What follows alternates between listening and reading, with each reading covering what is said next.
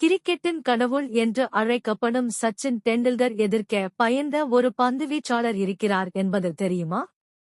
நீங்கள் நினைப்பது போல் ஆஸ்திரேலியாவின் கிளென் மெக்ராத், ஷேன் வார்ன், பாகிஸ்தானின் வாசிம் அக்ரம் மற்றும் மேற்கிந்திய தீவுகளின் கோட்னி வால்ஷ் ஆகியோரில் யாரும் அல்ல. இவர்களை தாண்டியும் ஒருவர் இருக்கிறார்.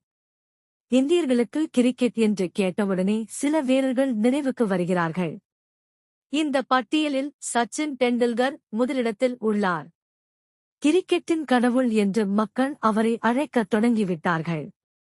பேட்டிங் லெஜண்ட் சச்சின் 24 ஆண்டுகளாக இந்தியாவை மிக உயர்ந்த மட்டத்தில் பிரதிநிதித்துவப்படுத்தினார் மற்றும் விளையாட்டின் டெஸ்ட் மற்றும் ஓடிஐ வடிவங்களில் அதிக ரன்கள் எடுத்தவராக தனது வாழ்க்கையை முடித்தார். சர்வதேச அளவில் 100 சதங்கள் அடித்த ஒரே கிரிக்கெட் வீரர் டெண்டுல்கர் மட்டுமே. இப்படி அளப்பரிய சாதனைகளை படைத்த சச்சினை அவுட் ஆக்க பவுலர்கள் திணறுவார்கள்.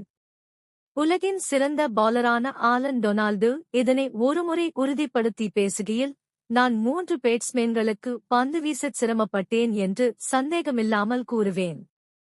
3 பேட்ஸ்மேன்களும் 3 விதங்களில் நெருக்கடி கொடுப்பார்கள். டெக்னிக்கல் ரீதியாக சிறந்த பேட்ஸ்மேனான சச்சினுக்குத்தான் பந்து வீசுவது மிக கடினம். நான் சந்தித்த பேட்ஸ்மேன்களிலேயே பந்து வீசச் சிரமப்பட்ட முதல் பேட்ஸ்மேன் சச்சின்தான். ஏனென்றால் தென்னாப்பிரிக்காவில் சச்சின் பேட்டிங் செய்ய பயன்படுத்திய உத்திகளை இந்திய அணியில் வேறு யாரும் அப்போது பயன்படுத்தியதில்லை. சச்சின் கிரீஸில் 1 மணி நேரம் நிலைத்து நின்று 20 அல்லது 30 ரன்கள் சேர்த்துவிட்டால் அது எதிரணிக்கு ஆபத்தாக முடியும். அன்று முழுவதும் சச்சின் பேட் செய்வார். டெக்னிக்கலாக பேட் செய்வதில் சச்சின் தான் நம்பர் 1 என்று கூறியிருப்பார். இப்படிப்பட்ட சச்சின் சந்திக்க பயந்த ஒரு பவுலர் இருக்கிறார் என்றால் நம்புவீர்களா? நம்பித்தான் ஆகஸ்ட் வேண்டும். சச்சின் டெண்டுல்கரே அதை ஒப்புக்கொண்டுள்ளார். அந்த பவுலர் யார் என்பதையும் சச்சின் வெளிப்படையாக கூறியுள்ளார்.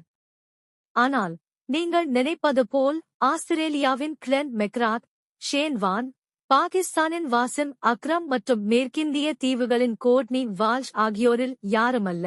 அவர் பெயர் ஹான்சி குரோஞ்ச். இவரும் ஆலன் டொனால்டு போல் தென் ஆப்பிரிக்காவை சேர்ந்தவர். தென் ஆப்பிரிக்க அணியை வெற்றிகரமாக வழிநடத்திய கேப்டன்களில் ஹன்சி குரோஞ்சேவுக்கு தனி இடம் உண்டு.